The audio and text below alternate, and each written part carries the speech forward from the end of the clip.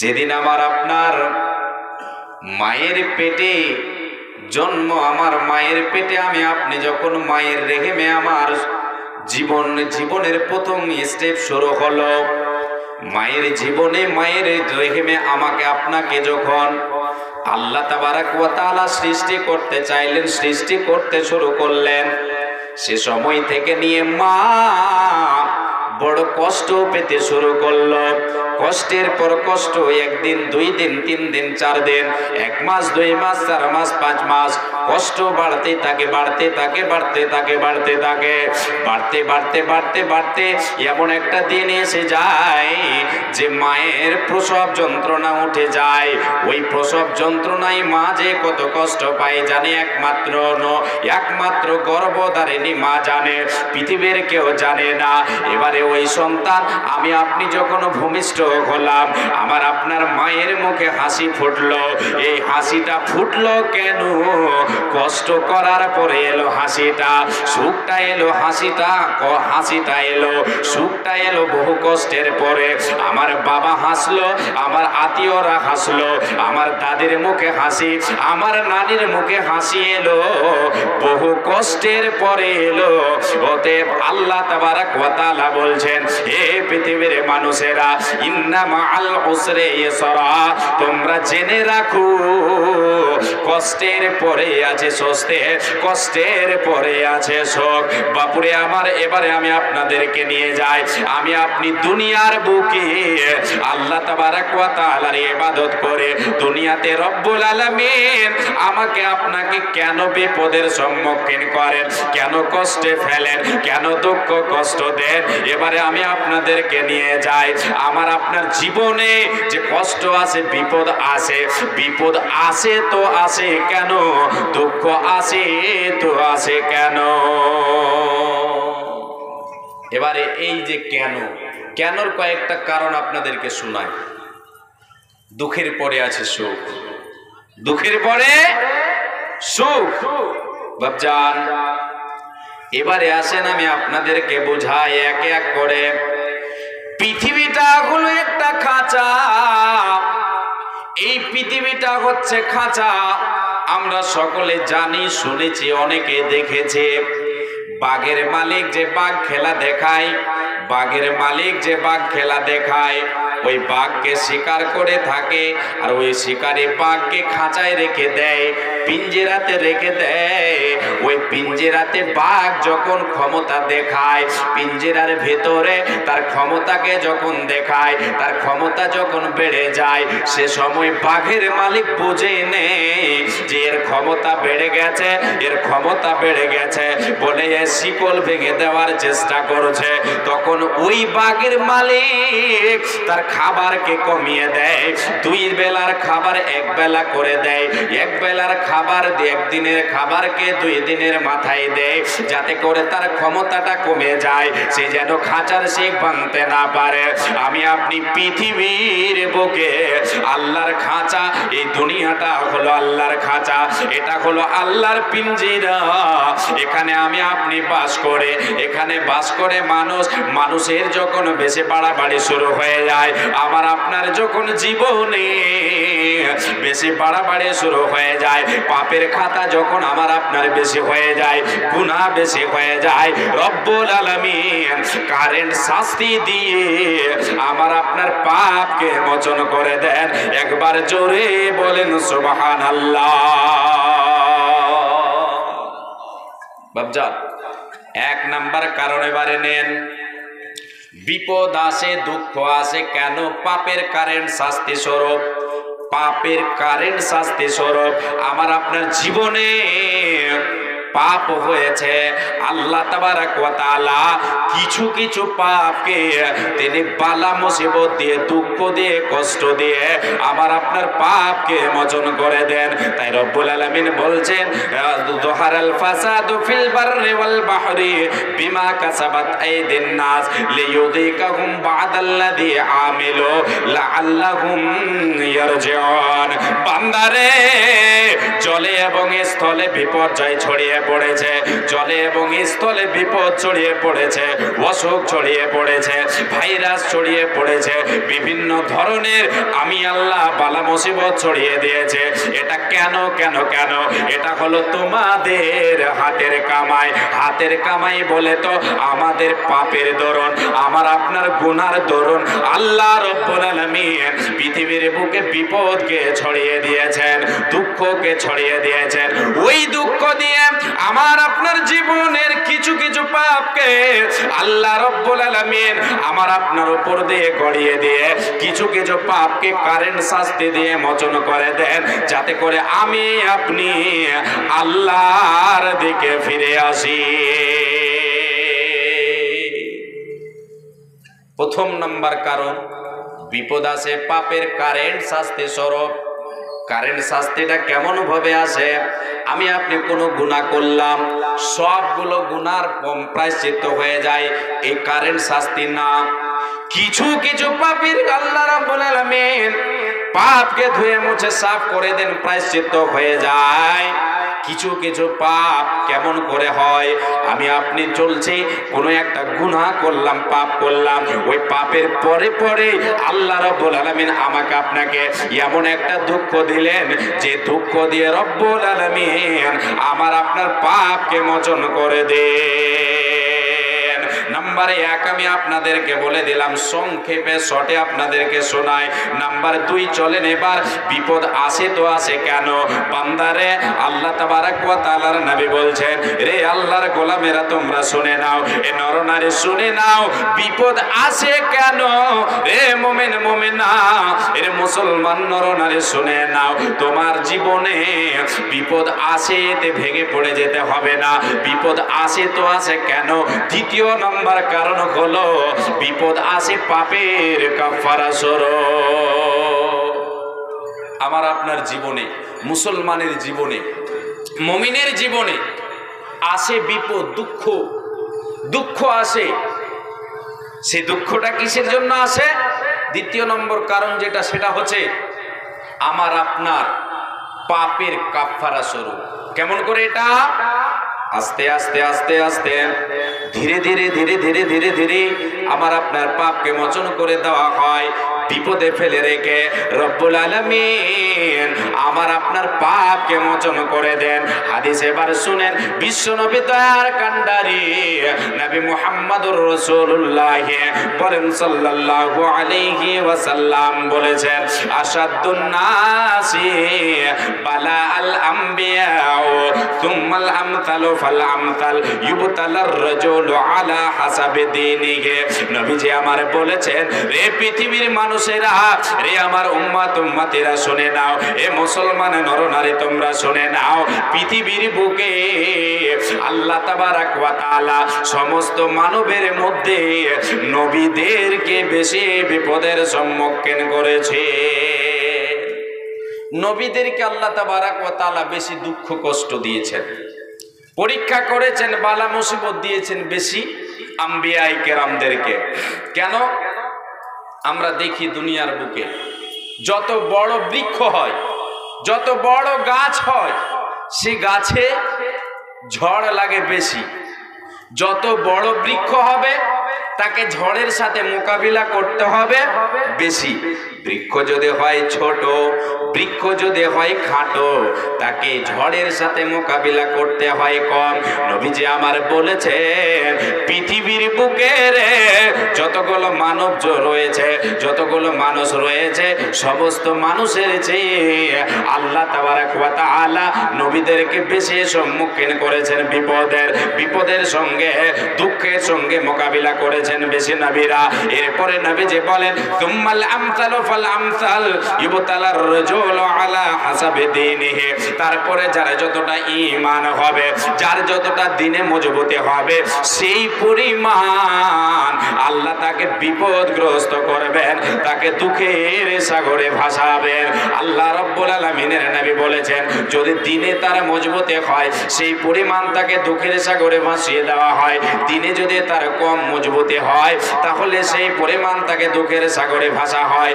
এমন ভাবে নবীজি আমার বলছেন, ওই আমার গোলাম, ওই আমার বান্দা উম্মত উম্মতিরা শুনে নাও, রে মুসলমান নরনারী শুনে নাও, আল্লাহ রব্বুল আলামিন মুমিনের উপরে বিপদকে রেখে দেন, আর তার উপরে বিপদটা থাকে দীর্ঘদিন ধরে থাকে, থাকার পরে তাকে আল্লাহ রব্বুল আলামিন এমন এক পর্যায়ে পৌঁছে দেন যে পৃথিবীর বুকে সে চলাফেরা করে, পৃথিবীর বুকে তাকে ছেড়ে দেওয়া হয়। নবীজি বলছেন ওয়ামা আলাইহি খাতিয়াতুন, তার কোনো গুনাহ থাকে না, থাকে না, থাকে না। তাকে শেষ পর্যায়ে ছেড়ে দেওয়া হয় জমিনের বুকে, তার কোনো গুনাহ থাকে না, পাপ থাকে না। আস্তে আস্তে আস্তে আস্তে পাপগুলোকে মোচন করে দেওয়া হয়। কেমন করে ঝরা হয়, কিভাবে ঝরানো হয়? আল্লাহর নবী বিশ্ব নবী তার কান্ডারে বলেছেন মা মিন মুসলিমিন ইউসিবহু আদান শাওকাতুন ফামা ফাওকাহা ইল্লা কাফারাল্লাহু বিহা সাইয়্যাতিহি কামা তাহুত্তু শাজারাতু ওয়ারাকাহা।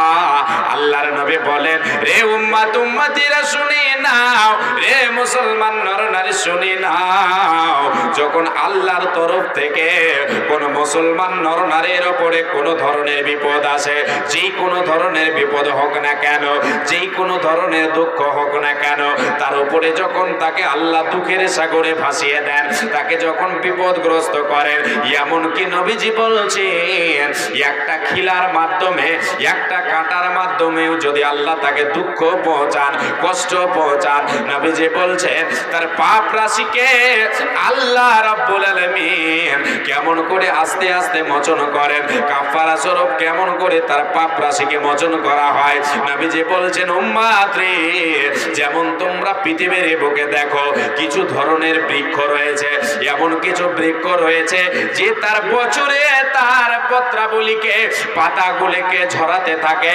ঝরাতে থাকে, ঝরাতে ঝরাতে এমন এক পর্যায়ে চলে যায় যে তার কোনো শাখে, তার কোনো ডালে পাতা দেখা যায় না। নবীজি বলছেন মুমিন রে, আল্লাহ তোমাকে বিপদে ফেলে দিয়ে, তোমাকে দুঃখ কষ্টে ফেলে দিয়ে, তোমার পাপগুলিকে সেই বৃক্ষের মতো, সেই পাতার মতো ঝরিয়ে দিয়ে তোমাকে নিষ্পাপ করে দেয়। একবার জোরে বলেন সুবহানাল্লাহ। কোটি টাকার মালিক দেখো অভাব হয় না দোর, গরিব ঘুমাই কুড়ে ঘরে মনটা বাহাদুর। কোটি টাকার মালিক দেখো অভাব হয় না দোর, গরিব ঘুমাই কুড়ে ঘরে মনটা বাহাদুর।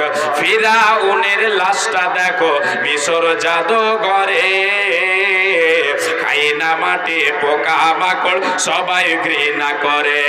ফিরাউনের লাশটা দেখো মিশর জাদুঘরে, খাই না মাটি পোকা মাকড় সবাই ঘৃণা করে। অন্তরে তাকিবি জাগার, অন্তরে তাকিবি জাগার ইমান সদা, রহমত আসিবে সেটা প্রভুর ওয়াদা। অন্তরে থাকিবে যাহার ইমান সদা, রহমত আসিবে সেটা প্রভুর ওয়াদা। বড়র বড়ায় তাকলে দিলে রহমত আসবে না, বড়র বড়ায় তাকলে দিলে রহমত আসবে না। নিজেকে নিজে ছোট মনে করিও সদা, উঁচু জমিন থেকে পানি নিচু জমিনে যায়, তেমনি খোদার রহমত আসে নম্রতার হৃদয়ে। ভোগ বিলাসের বাড়ি গাড়ি পড়ে রবে সব, ভোগ বিলাসের বাড়ি গাড়ি পড়ে রবে সব। থাকতে সময় স্মরণ কর আল্লাহ আমার রব, জ্ঞানী যারা বুঝি তারা শুধু ইশারায়, জ্ঞানী যারা বুঝি তারা শুধু ইশারায়। নির্বোধকে বুঝাইতে কে পারে কোথায়, তরকারির মতো তরকারি হলে অল্প জালে সিজে, আর বুদ্ধিমান মানুষ হলে ইশারাতে বুঝে। আল্লাহ তাবারক ওয়া তাআলা তিনি আমার আপনার পাপ রাশিকে সেই গাছের মতো যে গাছ তার পাতাগুলিকে ঝরিয়ে দেয়, আবার সেই বৃক্ষে পাতা জন্মায়। বন্ধু আমার, বাপুরে আমার, মারে আমার, কর্ণপাত করে শুনবেন। বিপদ আসে মুমিন দিয়ে, এক নম্বর কারণ হলো পাপের কাফারা স্বরূপ, দুই নম্বর হলো, এক নম্বর হলো পাপের কারণে শাস্তি স্বরূপ, দ্বিতীয় নম্বর হলো কাফারা স্বরূপ আস্তে আস্তে আস্তে আস্তে আল্লাহ তাবারক ওয়া তাআলা আমার আপনার পাপকে মোচন করে দেন। নাম্বার 3, বিপদ আসে তো আসে কেন? তৃতীয় নম্বর কারণ হলো মুমিন রে, বান্দারে, আল্লাহ তাবারক ওয়া তাআলা বলছেন তোমার ঈমান পরীক্ষা করার জন্য আমি আল্লাহ তোমাকে বিপদে ফেলে থাকি। কেন আসে কারণগুলি আপনাদেরকে বলছি, যতটি পারবো গুনাবো, তারপরে 4টা আমল বলবো, সেটি হচ্ছে গুরুত্বপূর্ণ। 3 নম্বর কারণ হচ্ছে ঈমানের পরীক্ষার জন্য।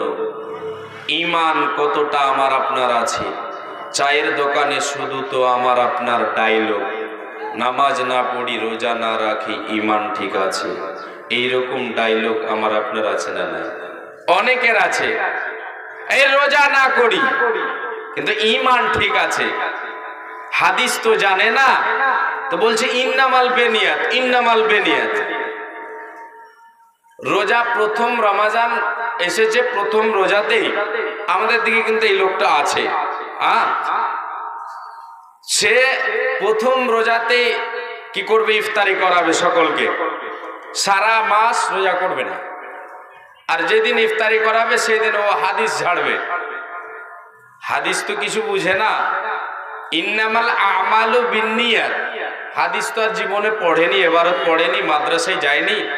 তখন যদি কেউ তাকে বলছে যে এইরকম রমাজান মাসে প্রথম দিনে ইফতারি করিয়ে দিবে আর তুমি সারা মাস রোজা করবে না, তো তোমার ঈমান কোনঠে আছে? বলছে ওগুলো আমাকে দেখাতে হবে না, আমার ঈমান ঠিক আছে, ইন্নামাল বেনিয়াত, ইন্নামাল বেনিয়াত, আমার ঈমান ঠিক আছে। আল্লাহ বলছেন বান্দা এইরকম ডায়লগওয়ালা তোমরা শুনে নাও, আমি রব্বুল আলামিন ঈমান পরীক্ষা করে থাকে। মুসলমান রে, এ মুমিন মুমিনা শুনে নে, আমি আল্লাহ তোর ঈমান পরীক্ষা করব। আহসিবান নাসু আইয়ুতরাকু আইয়াকুলু আমান্না ওয়া হুম লা ইফতানুন ওয়া লাকাদ ফাতান্নাল্লাযীনা মিন ক্বাবলিহিম ফালা ইয়ালামান্নাল্লাহুল্লাযীনা সাদাকু ওয়া লা ইয়ালামান্নাল কাযিবিন। আমার আল্লাহ বলেন বান্দারে, এটাকে তোমরা গুমান করেছো, এটাকে তোমরা ধারণা করে নিয়েছো, এটাকে তোমরা মনে ভেবে নিয়েছো যে ঈমান এনেছে, আল্লাহর উপরে ঈমান এনেছে, আমার না বললে আমাদেরকে ছেড়ে দেওয়া হবে, আমাদের পরীক্ষা নিরীক্ষা হবে না, আমাদের উপরে বিপদ আসবে না, আল্লাহ আমাদের যাচাই করবে না। আল্লাহ রাব্বুল আলামিন বলছেন বান্দা এইরকম যদি তোমার ধারণা থেকে থাকে, তোমরা এই ধারণাকে তোমরা দূর করে দাও। ঈমান এনেছে, আমার ঈমান ঠিক আছে, আমল করে না ঈমান ঠিক আছে বললে চলবে না রে বান্দা।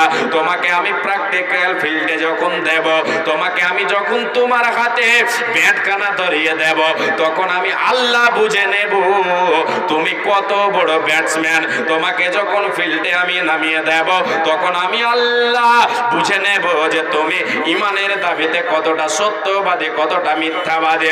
রব্বুল আলামিন বলেন ওয়ালাকাদ ফাতান্নাল্লাযীনা মিন ক্বাবলিহিম, আমি আল্লাহ তোমাদের পূর্বে কত ঈমানদারকে, যারা ঈমান দাবি করেছে, যারা আমার উপরে ঈমান এনেছে, আমি রব্বুল আলামিন তাদেরকে পরীক্ষা করেছে, তাদেরকে আমি পরীক্ষা করেছে, তাদেরকে আমি ছেড়ে দিই নাই। আমি পরীক্ষার মাধ্যমে জেনে নিয়েছে কে ঈমানের দাবিতে সত্যবাদী, কে ঈমানের দাবিতে মিথ্যাবাদী।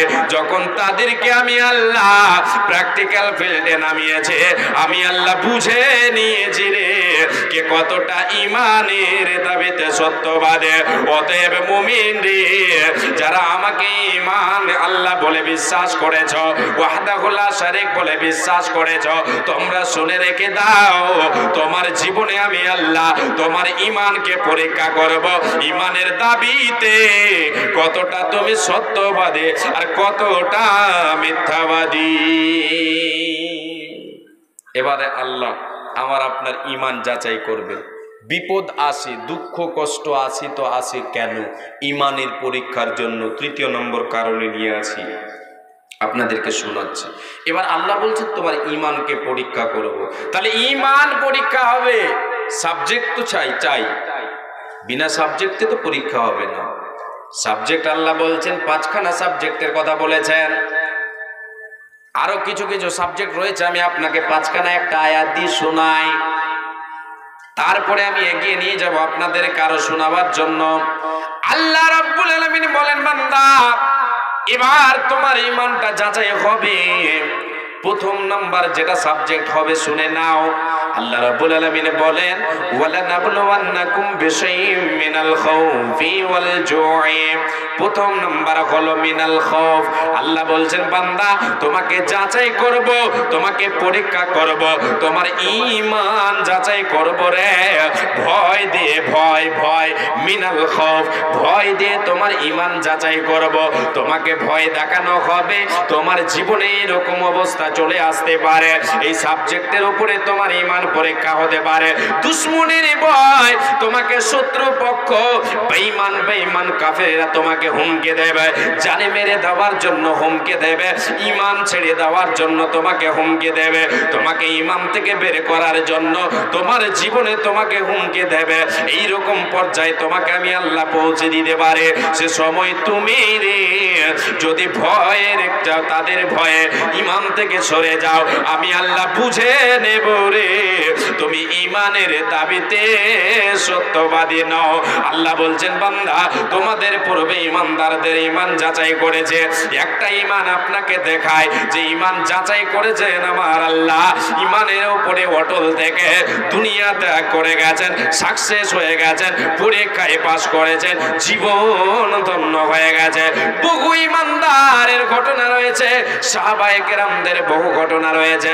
তার ভেতরে একজন সাহাবীর সংক্ষেপে ঘটনাটা বলে, হযরতে বিলাল রাদিয়াল্লাহু তাআলা আনহু, হযরতে বিলাল হাবশী রাদিয়াল্লাহু তাআলা আনহু রাসূলের এক সাহাবী, নবী প্রেমিক সাহাবী। সেই সাহাবী ঈমান এনেছে। উমাইয়া জানতে পারলো, তার মালিক উমাইয়া জানতে পারলো বিলাল আমার গোলাম, সে ঈমান এনেছে মুহাম্মাদের কালেমার উপরে। মুহাম্মদ জি কালেমার দাওয়াত দিয়ে সে কালেমার উপরে ঈমান এনেছে, এক আল্লাহর উপরে ঈমান এনেছে। বহু কষ্ট এবার শুরু হয়ে গেল হযরতে বিলালের উপরে, বহু কষ্ট শুরু হয়ে গেল। উমাইয়া ভয় দেখালো, জানে মেরে দেব হুমকি দেখালো, কিছুতেই কিছু করতে পারলো না। শেষ পর্যায়ে উমাইয়া কি করলো, হযরতে বিলালকে তার পায়ে রশি বেঁধে দিয়ে যুবকদের হাতে দিয়ে দিল, তাকে ছেঁচড়ানো হলো, রাস্তায় ছেঁচড়াতে থাকলো। তবুও বেলাল ঈমানের উপরে অটল আছেন। বন্ধুরে আমার, এমন এক পর্যায়ে নিয়ে যাওয়া হলো মরুভূমিতে, গরম বালির উপরে শুইয়ে দেওয়া হলো, চার হাত পা বেঁধে দেওয়া হলো, বুকের উপরে একখানা প্রচন্ড ভারে পাথর চাপিয়ে দেওয়া হলো। তবুও বেলাল ঈমানের উপরে অটল, ঈমান ছেড়ে